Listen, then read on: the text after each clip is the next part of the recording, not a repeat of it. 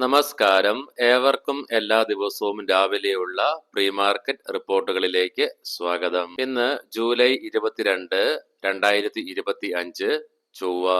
ഇന്നലെ അന്തരിച്ച നമ്മുടെ മുൻ മുഖ്യമന്ത്രി അച്യുതാനന്ദൻ സാറിന് ആദരാഞ്ജലികൾ നേരുന്നു. അങ്ങനെ തുടർച്ചയായി 2 ദിവസങ്ങളുടെ നഷ്ടങ്ങൾക്ക് ശേഷം നിഫ്റ്റി ഇന്നലെ നേട്ടത്തോടുകൂടി വ്യാപാരം അവസാനിക്കുന്ന കാഴ്ചയാണ് കാണുവാൻ സാധിച്ചത്. ഇന്ത്യൻ മാർക്കറ്റിലെ എല്ലാ മേജർ ഇൻഡസ്ട്രീസും നേട്ടത്തോടുകൂടി തന്നെ വ്യാപാരം അവസാനിപ്പിച്ചു. ഇതിന് പ്രധാനമായും സഹായകമായത് പ്രതീക്ഷിച്ചതിനേക്കാളും നന്നായി വന്ന HDFC ബാങ്കിന്റെയും ICICI ബാങ്കിന്റെയും Q1 റിസൾട്ടുകൾ തന്നെയാണ്. റിലയൻസ് ഇൻഡസ്ട്രിയിൽ പ്രോഫിറ്റിൽ ഉയർച്ച കാണുവാൻ സാധിച്ചെങ്കിൽ കൂടിയിട്ടും ഓയിൽ ടു കെമിക്കൽ ബിസിനസ്സിലും റീറ്റെയിൽ ബിസിനസ്സിലും ദൃശ്യമായ വീക്ക്നെസ്സിനെ തുടർന്ന് ഇന്നലെ 3%-ലേറെ ഇൻട്രാഡേ ബേസിസിൽ ഇടിവ് നേരിടുന്നതായിട്ടും അനുഭവപ്പെട്ടു. മറിച്ച് റിലയൻസ് ഇൻഡസ്ട്രീസും കൂടി ഇന്നലെ നമ്മുടെ മാർക്കറ്റിനെ സപ്പോർട്ട് ചെയ്യുകയായിരുന്നെങ്കിൽ നമ്മുടെ മാർക്കറ്റിന്റെ ഗതി ഇന്നലെ മാറി മറിയുമായിരുന്നു. ഇന്നലെയും വിദേശ ധനകാര്യ സ്ഥാപനങ്ങൾ 1681.23 കോടി രൂപയ്ക്ക് സെല്ലേഴ്സ് ആയിരുന്നു. തത്സമയം ആഭ്യന്തര ധനകാര്യ സ്ഥാപനങ്ങൾ 3578.43 കോടി രൂപയുടെ ബൈ നടത്തുകയുണ്ടായി. ഇന്നത്തെ നമ്മുടെ മാർക്കറ്റിലേക്ക് വരുമ്പോൾ ഇന്നലത്തെ റാലിയോടുകൂടി നിഫ്റ്റി 24,900 എന്ന റേഞ്ചിൽ സപ്പോർട്ട് എടുത്തത് കൊണ്ട് തന്നെ നിഫ്റ്റിക്ക് അതിന്റെ മിഡ് ഡേ മൂവിംഗ് ആവറേജ് ആയ 50-ഡേ EMA യിൽ നിന്നും സപ്പോർട്ട് എടുത്തുകൊണ്ട് മുകളിലേക്ക് റാലി നടത്തുവാനായിട്ട് സാധിച്ചെങ്കിൽ കൂടിയിട്ടും എങ്കിലും നിഫ്റ്റി അതിന്റെ ഷോർട്ട് ടൈം മൂവിംഗ് ആവറേജസ് ആയ 20-ഡേ 10-ഡേ മൂവിംഗ് ആവറേജസിന്റെ താഴെയായിട്ടാണ് വ്യാപാരം ഇന്നലെ അവസാനിപ്പിക്കുക ഉണ്ടായത്. ഇന്നത്തെ മാർക്കറ്റിലേക്ക് വരുമ്പോൾ അനലിസ്റ്റുകളുടെ അഭിപ്രായ പ്രകാരം നിഫ്റ്റിയെ സംബന്ധിച്ചിടത്തോളം 24,900 എന്ന ലെവൽ തന്നെയാണ് ഇമ്മീഡിയറ്റ് സപ്പോർട്ട്. ഈ സപ്പോർട്ട് ലെവൽ നിഫ്റ്റി കീപ്പ് ചെയ്യുകയാണെങ്കിൽ നിഫ്റ്റി 25,200, 25,250 എന്ന ലെവലുകളിൽ റെസിസ്റ്റൻസ് ഫേസ് ചെയ്തേക്കാം. അതേസമയം നിഫ്റ്റിക്ക് ഈ ലെവലുകൾ ഭേദിച്ച് അതിശക്തമായി മുന്നോട്ട് പോകാൻ സാധിക്കുകയാണെങ്കിൽ 25,400 എന്ന ലെവലിലും നിഫ്റ്റിക്ക് എത്തിച്ചേരാൻ സാധിക്കുമെന്നുമാണ് അവരുടെ അഭിപ്രായങ്ങൾ. അതേസമയം 24,900 എന്ന ലെവലിൽ നിഫ്റ്റി ബ്രേക്ക് ചെയ്യുകയാണെങ്കിൽ 24,700 എന്ന ലെവൽ നിഫ്റ്റിയെ സംബന്ധിച്ചിടത്തോളം ക്രൂഷ്യൽ സപ്പോർട്ടായി മാറുവാനും സാധ്യതയുണ്ടെന്ന് അഭിപ്രായങ്ങളുണ്ട്. പ്രത്യേകം ഓർമ്മയിൽ വെക്കുക, ഇതൊക്കെ അനലിസ്റ്റുകളുടെ അഭിപ്രായമാണ്, മാർക്കറ്റാണ്. കാര്യങ്ങൾ എപ്പോൾ വേണമെങ്കിലും മാറിമറിയാം. 197 കമ്മ്യൂണിക്കേഷൻ അഥവാ Paytm, M&M financial services, Colgate Palmolive, Dixon technologies, JSW infrastructure, credit access Grameen, blue jet health care, Cyient, DLM, Dalmia Bharat, Kajaria cements, KEI industries, Mahanagar gas, united breweries, VST industries, Welspun speciality solutions, Zee entertainment തുടങ്ങിയ സ്റ്റോക്കുകളാണ് ഇന്ന് പ്രധാനമായിട്ടും Q1 റിസൾട്ടുകൾ പ്രസിദ്ധീകരിക്കുന്നത്. അതുപോലെ തന്നെ പുതിയ റിപ്പോർട്ടുകൾ വരുന്നുണ്ട്. സെബി ജെയിൻ സ്ട്രീറ്റിനെ ഇന്ത്യൻ മാർക്കറ്റിലേക്ക് വീണ്ടും തിരികെ പ്രവേശിക്കുവാൻ അനുവാദം നൽകി എന്നുള്ള വാർത്തകൾ. പക്ഷേ ഒരു നിബന്ധനയുണ്ട്. സെബിയുടെ സ്ട്രിക്റ്റ് ആയിട്ടുള്ള മോണിറ്ററിംഗ് ജെയിൻ സ്ട്രീറ്റിന്റെ ഓരോ ഇടപാടുകളിലും ഉണ്ടാകുമെന്നും കൂടി ഉള്ള അറിയിപ്പുകൾ വരുന്നുണ്ട്. ഇന്നലെ യുഎസിലുള്ള നമ്മുടെ ലീഡിംഗ് ആയ ADR സ്റ്റോക്സിൽ മിക്സ്ഡ് സെന്റിമെന്റ്സ് ആണ് അനുഭവപ്പെടുന്നത്. ആക്സിസ് ബാങ്കും ഇൻഫോസിസ്, വിപ്രോ ADRകൾ നഷ്ടത്തോടുകൂടി വ്യാപാരം അവസാനിപ്പിച്ചപ്പോൾ doctor Reddy's, HDFC bank, ICICI bank തുടങ്ങിയ ADRകൾ നേട്ടത്തോടുകൂടി തന്നെ വ്യാപാരം അവസാനിപ്പിച്ചു. ഇന്ന് ഈ ആഴ്ചയിലെ ഏറ്റവും പ്രധാനപ്പെട്ട ഒരു ഗ്ലോബൽ ഇവന്റ് ഉണ്ട്. വൈകുന്നേരം നമ്മുടെ മാർക്കറ്റ് അടച്ചതിന് ശേഷം 6 മണിയോടുകൂടി ഫെഡ് ചെയർമാൻ ജെറോം പവലിന്റെ സ്പീച്ച് ഉണ്ട്. അമേരിക്കൻ പ്രസിഡന്റ് ട്രംപ് ജെറോം പവലിനെ അദ്ദേഹത്തിന്റെ സ്ഥാനത്ത് നിന്നും മാറ്റുവാനുള്ള നീക്കങ്ങൾ നടത്തുന്നത് കൊണ്ട് തന്നെ പൊളിറ്റിക്കൽ പ്രഷേഴ്സിനെയൊക്കെ മാറ്റിവെച്ചുകൊണ്ട് സത്യസന്ധമായ ഡേറ്റകൾ ഉദ്ധരിച്ചുകൊണ്ട് തന്നെ ഒരു പ്രസംഗമാണ് മാർക്കറ്റ് എക്സ്പെക്ട് ചെയ്യുന്നത്.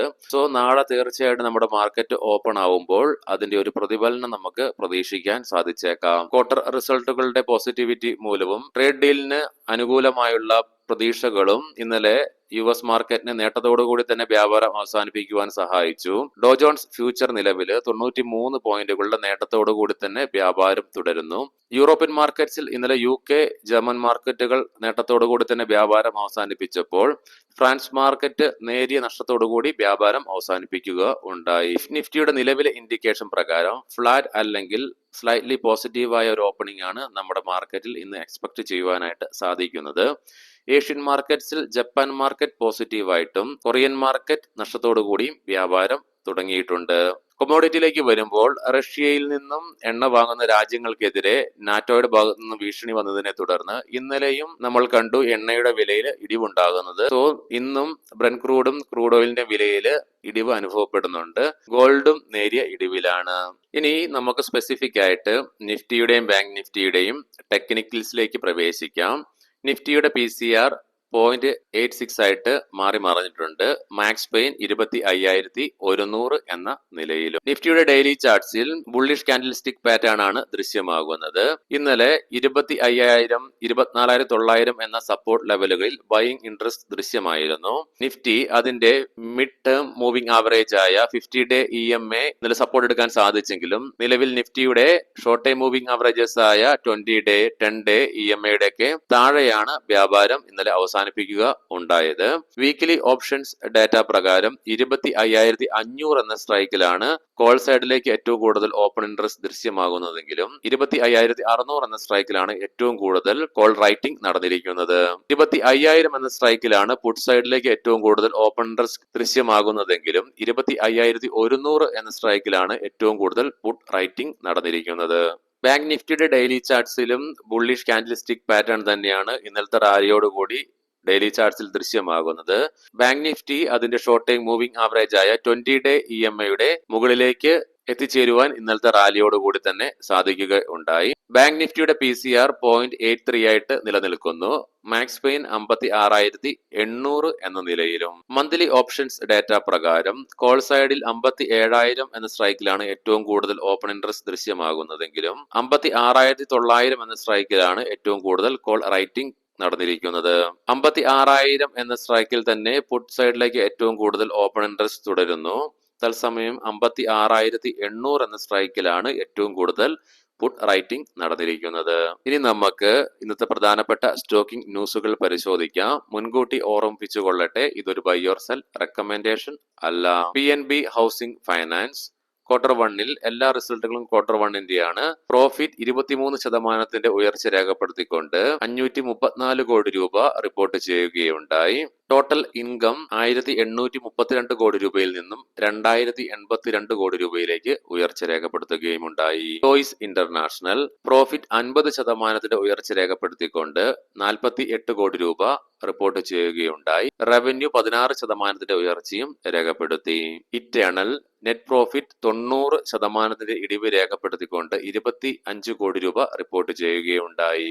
ധനലക്ഷ്മി ബാങ്ക് 8 കോടി രൂപ നഷ്ടത്തിൽ നിന്നും 12.18 കോടി രൂപ ലാഭത്തിലേക്ക് ബാങ്കിന് വളർച്ച കൈവരിക്കുവാനായിട്ട് സാധിച്ചു. നെറ്റ് ഇൻട്രസ്റ്റ് ഇൻകം 39.3% ഉയർച്ചയും രേഖപ്പെടുത്തി.